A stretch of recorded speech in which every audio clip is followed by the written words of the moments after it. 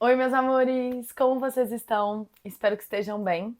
Hoje eu vim aqui ainda em tempo para contar para vocês sobre as minhas leituras do mês de maio, quais foram os livros que me acompanharam nesse último mês. Nós já estamos aí no comecinho de junho, acho que eu ainda estou a tempo de falar sobre isso. Estamos há uma semana de eu ir para a Bienal do Livro no Rio de Janeiro. Na verdade, eu vou no sábado, dia 14, vai ser meu primeiro dia presente no evento e eu tô muito animada. Eu não sei nem o que esperar. A minha primeira Bienal foi a Bienal de São Paulo do ano passado e a Bienal do Rio é, tipo assim, gigantesca, né? Então eu realmente não sei o que esperar sobre isso. Eu só tô muito animada. Então, essa semana aí, antes da Bienal, eu já vou postar esse vídeo. Não reparem na bagunça. Estou na semana de realmente organizar para viajar, organizar os últimos conteúdos que preciso postar antes da Bienal. E aí eu resolvi trazer esse vídeo aqui para vocês. Bom, eu li bastante coisa no mês de maio, né? O mês de maio foi o meu mês da minha demissão, então eu tive bastante tempo para ler. Eu li 10 livros. Gente, isso não é normal pra minha vida de antes, né? Tirando aquele negócio ali. Além desses 8 livros aqui no físico, eu li mais 2 livros online, mas eles não estão no Kindle. Eu não li eles no Kindle, porque eles eram uma pré-estreia. Agora eles já estão disponíveis. Eu vou postar aqui no momento que eu vou falar sobre eles, mas então eu não vou conseguir mostrar eles aqui no físico. Eu vou tentar falar na ordem, mas também não sei se eu vou conseguir. A minha primeira leitura do mês de maio foi este livro maravilhoso, A Gente Mira no Amor e Acerta na Solidão, que se tornou um dos meus livros favoritos lidos no mês de maio. Aqui, a Anna Sui, que ela é uma psicanalista, se eu não me engano. Isso, ela é psicanalista. Ela nos traz um ponto de vista muito diferente do que nós fomos ensinados em relação ao amor. E ela desmistifica muito o que a gente sabe sobre solidão e o que a gente entende sobre solidão. Que a solidão não é um sentimento, não é uma emoção de toda ruim.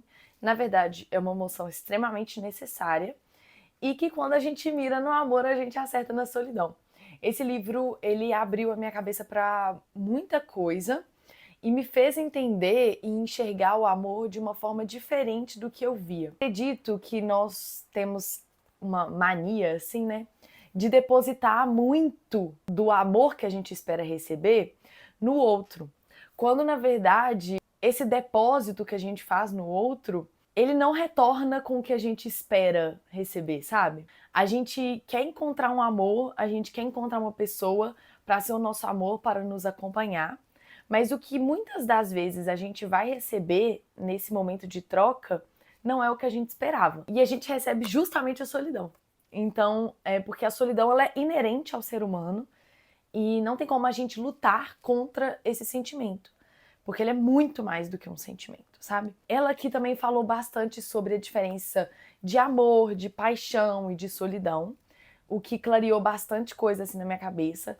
Foi um livro que eu deixei bem marcado, eu realmente fiquei muito feliz com essa leitura. E em um dos capítulos ela cita Helena Ferrante, que é a minha escritora favorita, em um dos livros dela que chama Dias de Abandono, que é Olga, a personagem principal, é abandonada pelo marido, que ele escolhe ficar com outra. E ela é abandonada com os seus 2 filhos. Então ela faz essa relação aí da solidão e do amor e do que a gente espera também com a literatura. É incrível, incrível, incrível mesmo. É diferente de outros livros que eu já li sobre o amor, como por exemplo, Tudo que eu sei sobre o amor, e tem um outro também que eu li, não lembro o nome. Esse livro eu achei muito mais fácil, sabe? Eu achei. Da Bell Hooks. E eu vou trazer esse vídeo aqui no YouTube. Que eu quero falar sobre A Gente Mira no Amor e Acerta na Solidão e aquele livro da Bell Hooks, Tudo sobre Amor. Pra mim, aquele livro foi muito tópico, sabe? E esse aqui, ele foi um livro muito mais prático, muito mais tátil, assim. As ideias que ela realmente deseja passar pelo livro, ela consegue de uma forma muito clara. Isso me conquistou muito nessa leitura. Vamos ler um trechinho? Quando amamos alguém, nossa falta tende a ser duplicada. Ao encontrar um amor, a gente não encontra a parte que nos faltava até então. a gente encontra a metade que fará falta a partir dali. Mira-se no amor, acerta-se na solidão. Amar é se haver com a insuficiência do outro, que denuncia a insuficiência de cada um. Vai tomando. Depois dessa leitura, que abriu muito a minha mente e que fez explodir muita coisa na minha cabeça, eu passei por uma leitura que também, assim, me marcou de uma forma extraordinária, não consigo nem explicar, que é Ensaios de Despedida. Eu estou panfletando esse livro de uma forma completamente insistente no Instagram, Nossa, no Instagram eu já fiz uns 3 posts desse livro. Eu tô completamente alucinada pela escrita da Elisama, eu não vejo a hora de conhecê-la na Bienal, eu vou pegar o autógrafo dela, e não vejo a hora de conhecer as outras obras da autora. Ela também escreveu O Mesmo Rio, que é um livro também que é super bem falado e que todo mundo gosta muito. Depois de ler sobre o amor, a gente vem aqui encarar uma relação amorosa um tanto quanto conturbada e um tanto quanto cheia de solidão. Aqui a gente acompanha a Cristina, ela é uma mãe que, na verdade, ela nunca quis ser mãe naquele momento da vida. Mas, no papel que muitas mulheres já exercem, de abrir mão dos próprios sonhos e das próprias vontades para satisfazer os sonhos e vontades do outro, a Cristina faz isso com o marido, com a filha, com as pessoas que estão à volta dela. Apesar da vontade de não ser mãe naquele momento, era o sonho do marido, e a vida que ela construiu foi muito embasada na vida que o marido sonhou em construir. Então a gente percebe muito esse embate assim muito forte que muitas mulheres sofrem ao abrirem mão de si mesma para satisfazer e realizar os sonhos do outro. Se esperam muito disso de nós mulheres, sabe? Que nós sejamos mulheres que ficamos quietas e que aceitamos a vida que o outro escolhe pra gente. E que a vida que muitas vezes a sociedade escolhe pra gente. Então, Cristina, muito insatisfeita com a sua vida, percebe que a relação tá um fracasso, não se sente feliz, é uma mulher infeliz, apesar de ter seguido todas as regras que a sociedade impõe para nós mulheres, né, de justamente casar, ter filhos, pipipipopopó, ela se vê numa situação infeliz e ela decide abandonar o lar. Para justificar esse abandono do lar, ela escreve uma série de cartas para a filha. Mas todas as vezes que ela está prestes a sair de casa, alguma coisa acontece que impede ela de fato abandonar o lar. Apesar de que internamente ela já tem essa vontade há tempos. E aí, gente, meu Deus, essas cartas. Se você é uma mulher, eu te garanto que você vai se identificar. Eu te garanto que você vai se identificar com esse livro. Eu não sou mãe, eu não sou casada, mas eu identifico muitas mulheres ao meu redor que passam pelo que Cristina passa e identifico que o papel que Cristina está precisando enfrentar nesse momento é o papel que um dia eu precisaria enfrentar quando eu percebesse que estaria infeliz porque segui o que a sociedade fez com que eu seguisse ou segui o que esperam que nós mulheres sigamos. Então, assim, é um livro que transformou a minha visão. Tipo, na verdade, é um livro que reafirmou toda a minha visão que eu tenho das mulheres nos relacionamentos e de mulheres que também são mães e de como elas precisam sempre ser muito e contam com maridos que não são nem o mínimo. Muitas das vezes, essa relação entre ser mulher casada e ser mãe passa pelo embate de a mãe nunca é a favorita, né? Então, assim, o pai, ele sempre é o favorito. Ele sempre é o cara legal, divertido, que faz as vontades. A mãe, ela sempre se torna a mulher chata, implicante, a irritante. Mas quem tá ali o tempo inteiro é a mãe. Quem tá cuidando o tempo inteiro, quem tá prestando atenção em cada passo a ser dado é a mãe. Quem tá o tempo inteiro completamente dentro das relações dos filhos, de como vai o filho em todas as áreas da vida, dentro do relacionamento, dentro de casa, de cuidar da casa, é sempre a mulher, sabe? Então isso, tô até arrepiada só de falar sobre isso, porque é um assunto que mexe muito comigo, porque eu amo ler sobre mulheres e eu amo ler sobre mulheres que são escritas por mulheres e eu amo ler relações que são escritas por mulheres. Então aqui a gente vai perceber bastante isso. Cristina é como muitas mulheres por aí, isso eu não tenho dúvidas. É um abandono, muitas vezes, emocional, que veio muito antes de um abandono físico, sabe? Tem uma parte desse livro aqui que eu vou ler pra vocês. Você sabia que muitas viúvas consideram a viuvez a melhor fase de suas vidas? Elas cumpriram o que se espera de uma mulher. Casaram, tiveram filhos, agora podia ser elas. Sem marido para manter vivo, sem o título de tia solteirona. A passagem de um homem em suas vidas muda a sua categoria na sociedade. Já foram escolhidas uma vez. Seu valor já foi provado. Tenho raiva desse poder dado aos homens, dessa possibilidade de nos escolher, como se precisássemos deles para sermos alguém. Na minha juventude, quando uma mulher fazia pela primeira vez, diziam que tinham se tornado mulher. Veja, Maria Isabel, que absurdo! Transformar alguém em mulher. Uma fina membrana nos mudar de classe, nos transformar em dignas ou em felizes são as viúvas negras, que arrancam o do macho após a cópula e comem o corpo dele para repor energia. Não perdem nada de si. Não precisam de anos de doação para ganharem o direito de simplesmente seguirem as suas vidas em paz. Depois dessas duas leituras super intensas, eu li As Pequenas Chances, que também é de uma autora brasileira, da Natália. Já foram 3 livros aí, 3 livros nacionais, amo. E aqui a gente acompanha um relato muito pessoal da Natália. Ela conta sobre o luto que ela precisou enfrentar pela perda do pai. Ela conta aí sobre esse processo do luto que começa muito antes de fato a pessoa não estar aqui fisicamente, sabe? Então, o processo de acompanhar ele no médico, de acompanhar ele no hospital, como a família se sentia, como estava toda essa situação, sabe? É um relato muito pessoal, assim. Eu nunca passei pelo luto de alguém da minha família que seja tão próximo, sabe? Então, eu gosto muito de ler sobre luto. Top 3 maiores medos da minha vida, perder as pessoas que eu amo. E foi um livro muito verdadeiro, assim. Eu senti como se realmente a Natália tivesse colocado o coração dela nessa escrita, sabe? Como se ela realmente tivesse trazido à tona uma parte dela que ela não trouxe em outros momentos e se sentiu confortável o suficiente para fazer isso por meio de uma escrita. Como uma releitura desse mês, eu li O Cochilo de Deus, eu reli na verdade, também de uma autora nacional, da Raíssa. Esse foi o livro do mês, do meu clube do livro. A Raíssa participou do encontrinho do clube do livro, foi online e foi incrível poder ter uma troca tão rica com ela. Eu já tinha lido o livro no ano passado e esse livro me marcou muito, porque é um livro que, tipo assim, você vai começar. Eu tô arrepiada também, porque esse livro é muito bom. Esse livro você vai começar e talvez você não entenda o que tá pegando. Tanto é que as meninas do clube, quando elas começaram, eu toda semana mandava umas dicas assim sobre o livro no grupo, para elas pegarem o ritmo ali na medida da leitura.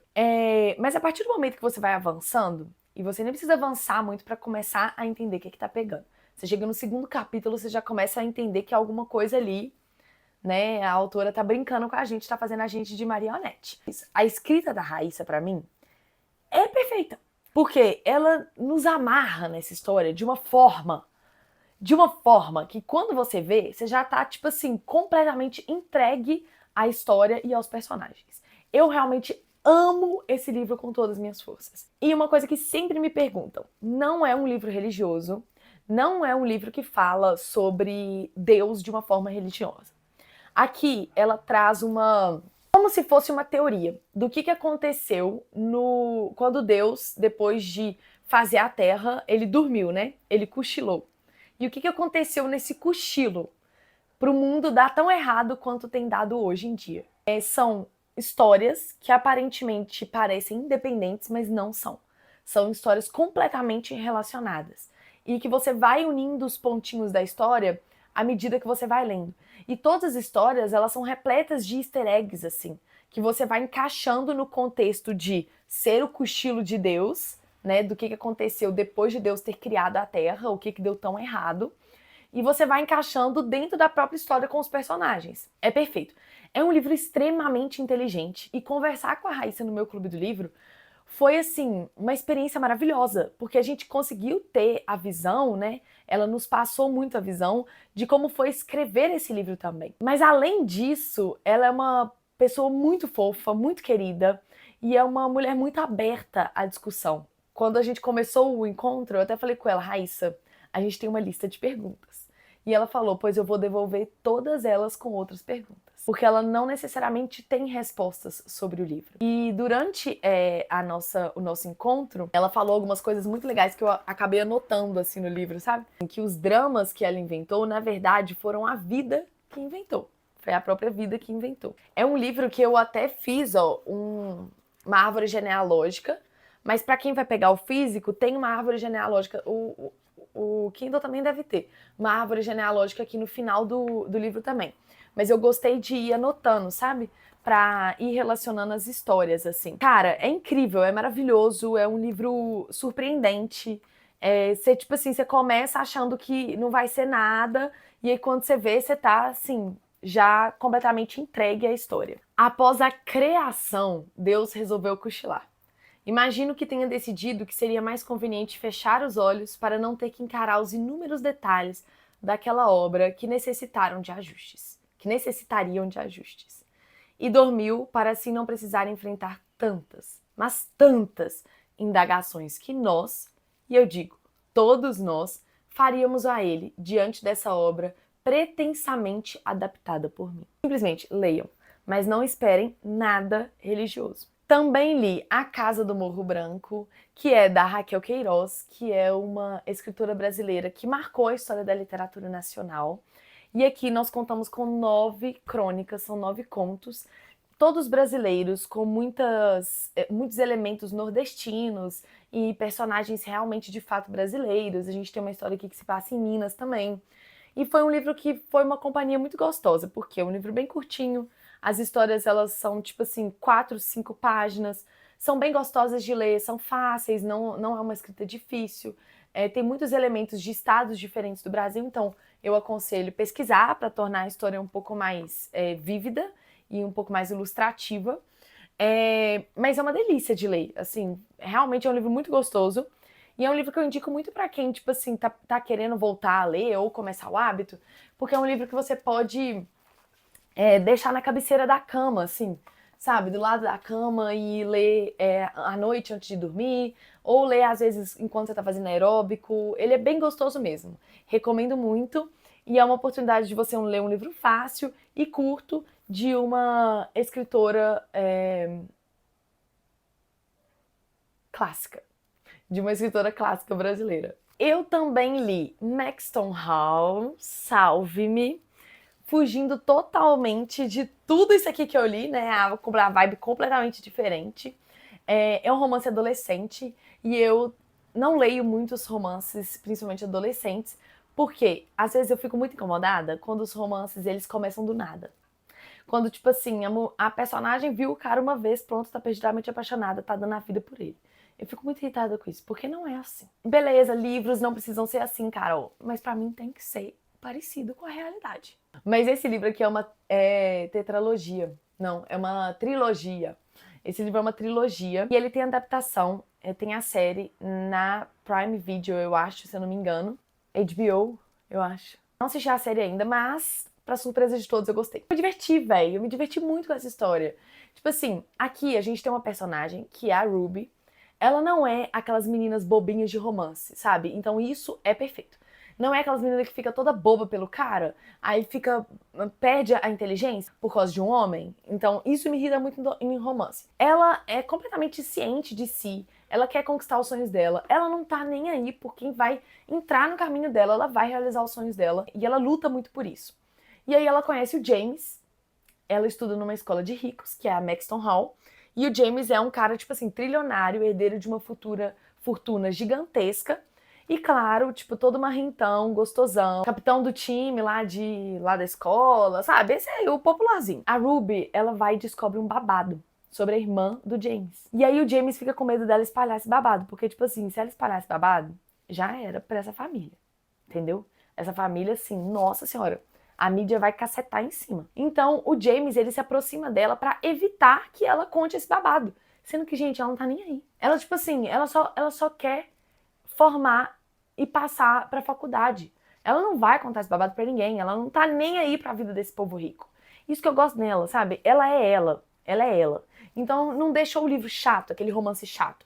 Foi um romance realmente, tipo, construído. Porque tem uma personagem de personalidade. Eles começam a se apaixonar, claro. Mas ela também não fica assim, arriou os 4 pneus por causa dele, entendeu? Ficou toda boba aí comendo mosca. Se ele faz uma coisa que ela não gosta, ela fala. Ela vai pra cima. Ela, tipo assim, ela não deixa quieto, não. Eu gosto disso. Eu gostei bastante desse livro, mas eu ainda não peguei pra ler a continuação. Acho que só depois da Bienal. Eu achei que eu não ia querer ler o resto. Só que o final desse daqui, ele, tipo assim, ele tá com uma bomba. Eu vi algumas pessoas que o final desse daqui não agradou muito elas. Mas eu gosto de ficar curiosa, entendeu? Você vai sentir raiva de homem. Mas aí você fica querendo ler o resto, velho.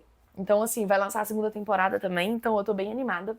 Eu quero ler antes de assistir. Eu recomendo se você quer ler uma coisa mais tranquila, você não precisa ficar pensando muito, sabe? Você não quer, tipo assim, se aprofundar em coisas muito complexas. Recomendo. Os 2 livros que eu li, que agora já estrearam, e eu li na pré-estreia, foi O Lugar Que Não Sou Eu, Mas Existe. É uma escrita bem poética, mas não são poemas. Aprofundando ali num sentimento que a autora tem de não encontrar o seu lugar no mundo, não saber aonde ela pertence, sabe? Esse livro foi muito gostoso porque eu tenho muito essas crises de identidade, de o que eu tô fazendo aqui, qual que é o meu lugar no mundo. E o livro traz algumas passagens e algumas reflexões que realmente fizeram muito sentido pra mim. Ele é bem curtinho, ele é bem gostosinho de ler. É realmente um livro pra conversar. Ele é uma conversa, sabe? E recomendo se vocês gostam também de uma escrita mais poética. Depois eu li o livro de poesias que chama Poemas para Quem Nunca Cresceu por Inteiro. Esse livro é muito gostoso. Os poemas são maravilhosos. A autora, ela é uma médica. Então, nos poemas, ela traz muito o tema do cuidado, do amor, do carinho, da relação que ela tem também com a profissão, mas muito além disso, da relação que ela tem com ela mesma, da relação que ela tem com as pessoas em sua volta.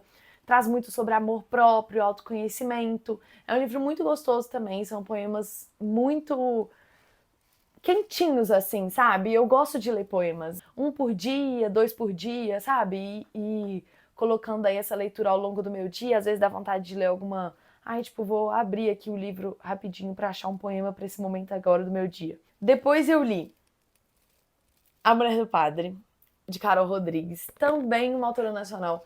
Gente do céu, eu só li um livro, eu li 2 livros só, internacional, de 10. 8 foram nacionais. Mano, a minha estante é tipo assim, nacionais. Enfim, eu li também A Mulher do Padre.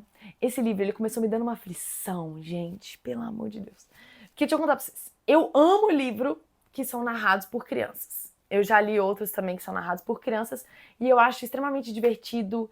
Eu gosto muito do jeito que as autoras colocam a cabeça da criança no livro, sabe? A forma como elas pensam, as crianças pensam de uma forma muito, muito literal. Então, se você fala aquilo, pra elas é aquilo. Outro dia, eu falei assim com a minha prima.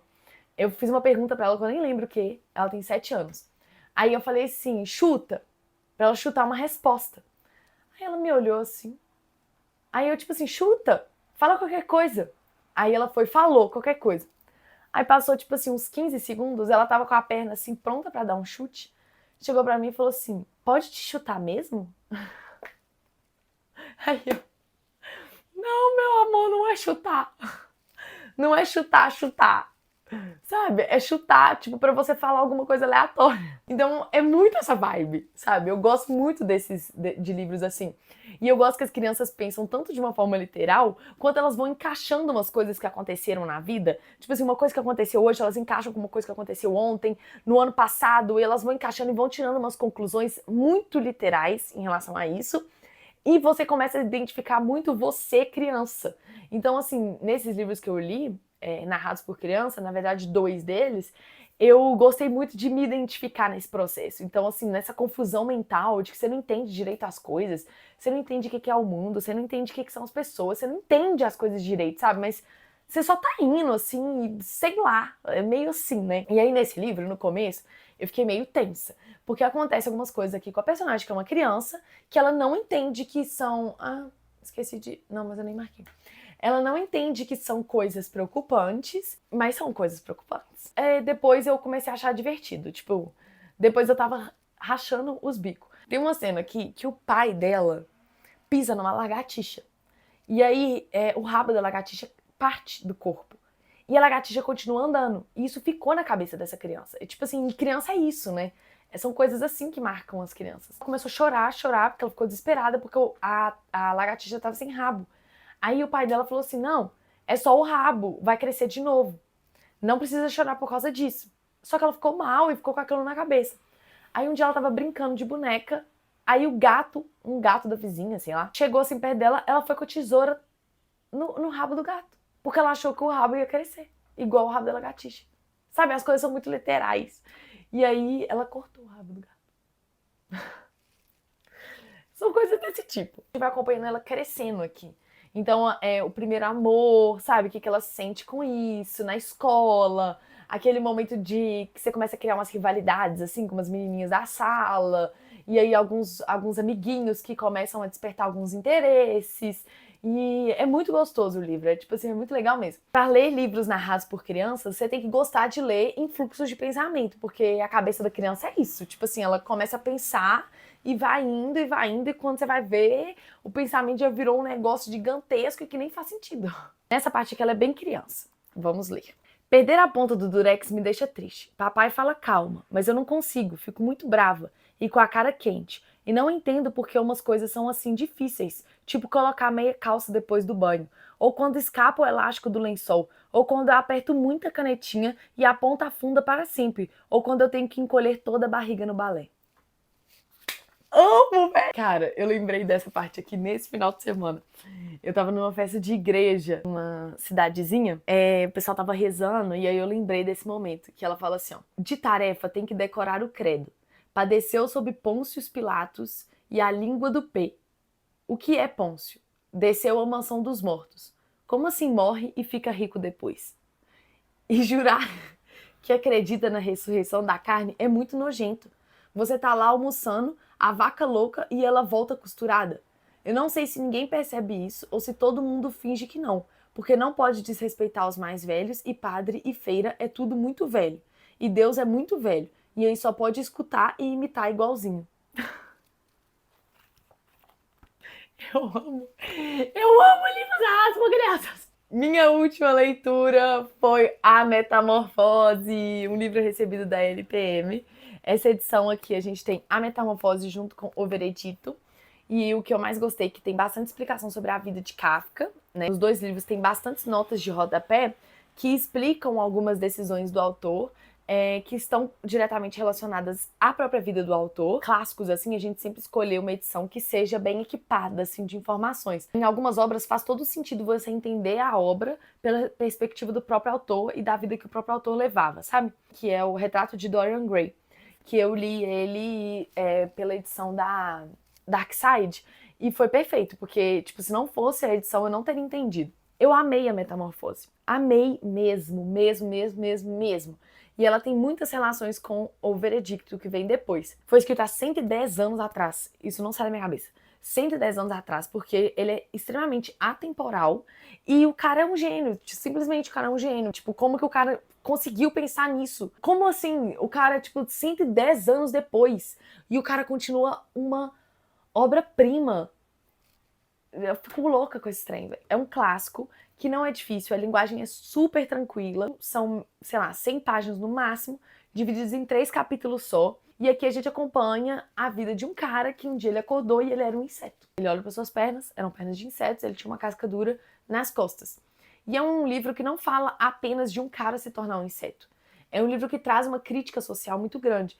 Porque a partir do momento que ele se torna um inseto, a família dele simplesmente abandona ele. Ele era o cara que trabalhava, que dava tudo para os pais e para a irmã. A partir desse momento que ele se tornou o diferente, ele passou a não ser mais aceito. Então, essa é a crítica social. Como a sociedade trata as pessoas que não são iguais a todo mundo. E como que nós somos reduzidos à nossa produtividade. Porque a partir do momento que ele passou a ser imprestável, que ele não passou a ser mais o provedor da família e se tornou, né, impossível de trabalhar, ele passa a ser um Zé Ninguém, um zero à esquerda. Com vontade de ajudar ele, você fica com vontade de fazer alguma coisa, ele continua tendo sentimentos, ele continua sendo ele internamente, ele só está em formato de inseto por fora. Kafka era um cara que era super contra a vida ser reduzida ao trabalho, ele era super contra ao excesso de trabalho, né, esse esquema da nossa sociedade atual de produtividade e tudo mais. E o pai dele também era um cara muito rígido. Ele trouxe isso no pai do Gregor, que é o cara que virou o inseto. Então a gente vai encontrando aí muitas relações da forma como Kafka via a vida e na forma como ele traz essa obra, né, a metamorfose. É se tornar um inútil porque você é diferente dos outros. Amores, essas foram as minhas leituras do mês de maio. Eu espero que vocês tenham gostado. As minhas leituras favoritas desse mês foram a releitura de O Estilo de Deus, que esse livro pra mim é tipo assim, ensaios de despedida. Isso aqui pra mim tá assim, pedestal, esse livro tá no pedestal. E A Gente Mira no Amor e Acerta na Solidão. Esses foram os meus favoritos do mês de maio. Recomendo muito todas elas. Não tive nenhuma leitura ruim esse mês, então fiquei bem feliz. E é isso. Um beijo!